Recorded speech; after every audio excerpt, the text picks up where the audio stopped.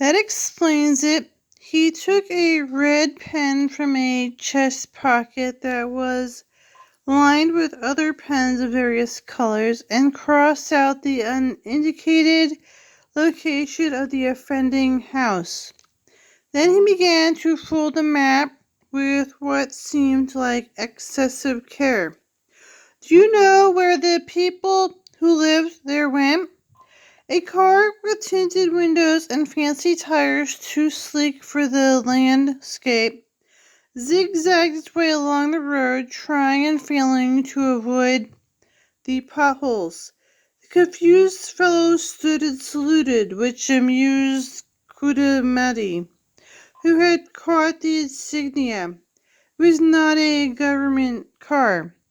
"Why are you saluting? Do you know Rolls-Royce?" she asked, chuckling. The man didn't answer, but he held a salute until the car slowly disappeared down the mangled road. Then he repeated his question.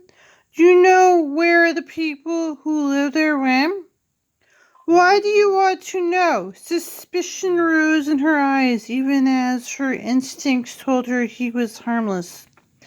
But harmless people work for wicked bosses, she thought. "Because I am charged with taking the census, I am doing a thorough, constant count of everyone in this town." He sounded annoyed, and with his index finger he gestured toward his chest and shoulders, indicating that his outfit, with its various badges and adornments, should have conveyed his importance to her. "Is that so?"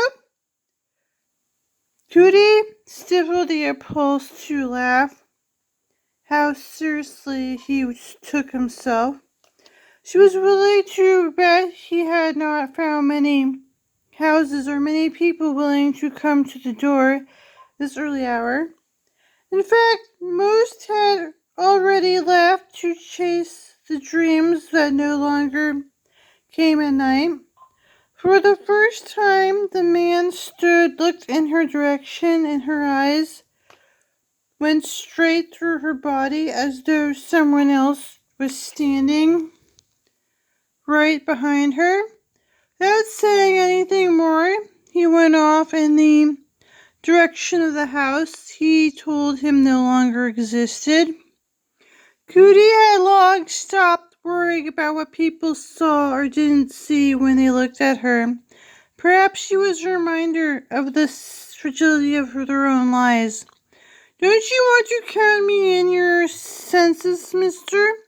She called after him mockingly, but even his shadow had turned its back on her. She used to people assuming that someone like her didn't know anything. But she did know that one thing for certain. Census meant nothing. It was just another ploy that let those in power pretend that something was being done. Young as she was, she watched history set its wings and fly off in the wrong direction more than once.